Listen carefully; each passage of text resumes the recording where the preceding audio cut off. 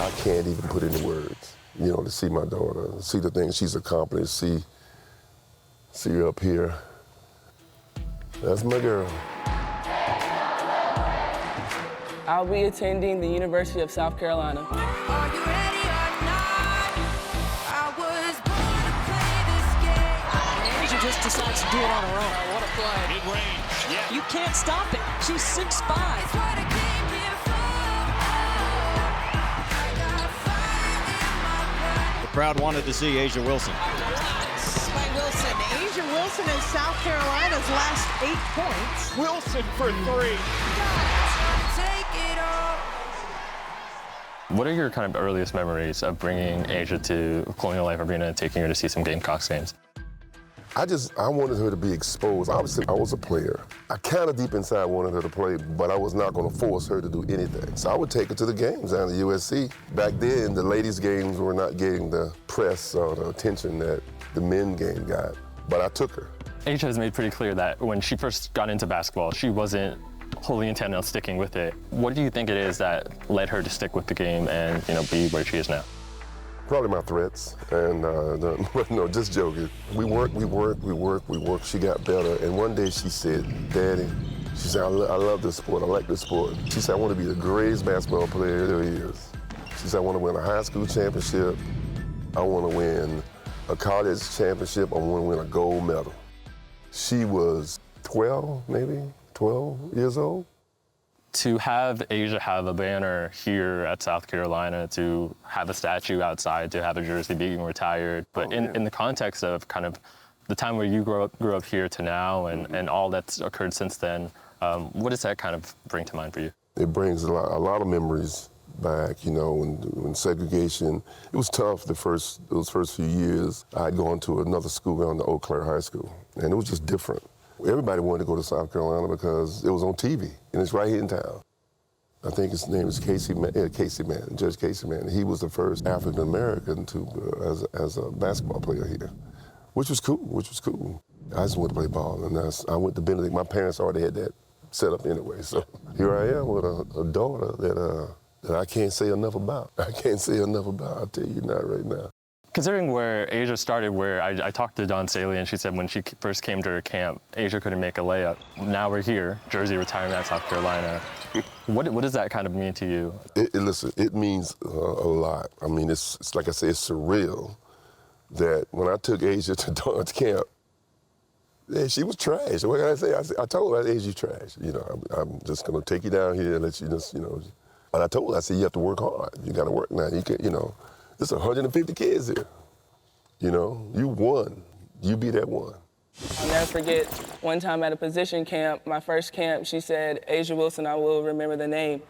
When Asia committed to South Carolina, where does Dawn factor into that decision and really swaying, I guess, who she wanted to play for in particular?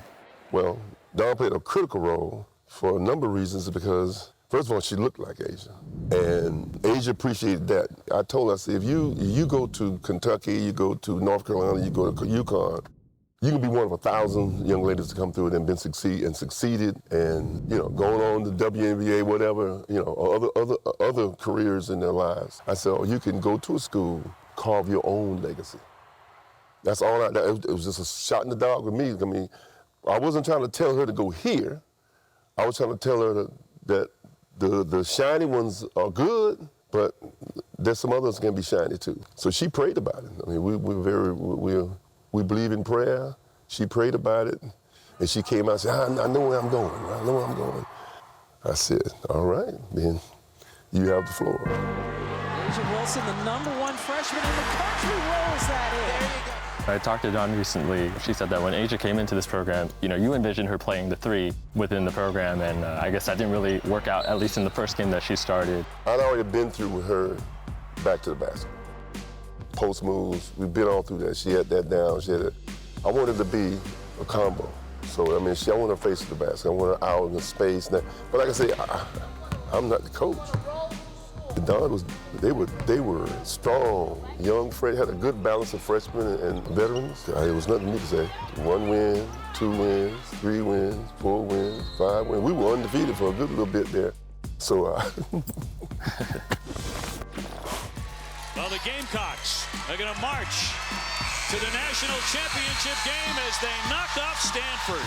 That whole series was amazing because I remember Stanford game, Asia got poked in the eye. I was livid. I was like, because she had like 16 rebounds and a half.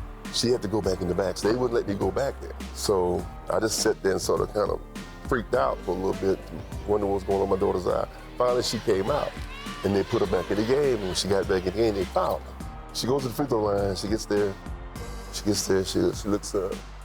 She shoots it, misses the free throw. I'm like, Asia, come on. And my wife says, she just got poked in the eye, I said, well, I learned something from Julia Serb. She's out there. You gotta make it happen. And that's just the way I was raised with sports. So any type of challenges in your life, get out there, let's get it done. Well, she has played like an All-American here tonight.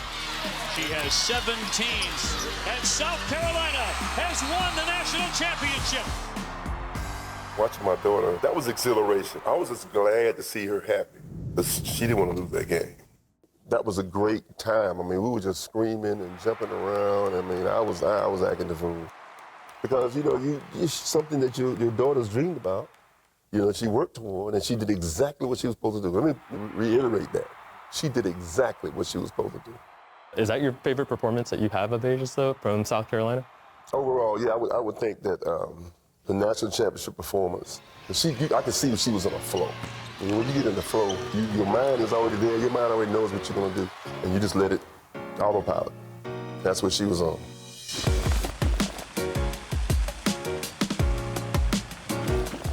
Everybody doesn't have their daughter's statue in an open place like this right here, hallowed place like this right here, so I come down and check her out. I know that you say when you come to the statue, you give a little speech to the statue. Well, usually I'm at the car, or I'll yell out of the car, say, hey. But down here, I'll have a prayer. Then I just say, hey, what's going on? God has blessed you, young lady. Stick with it, stay focused. I guess it's part of a prayer too.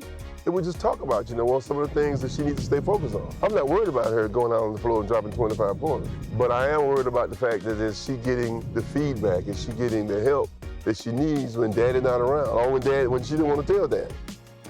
When a little boy or little girl is at Colonial Life Arena and they look up into the rafters and they'll see Asia's number 22, what do you want them to take away from that moment?